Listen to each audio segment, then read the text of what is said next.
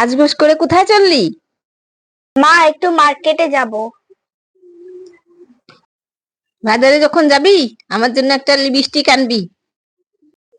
ঠিক আছে, মনে থাকলে আনবো।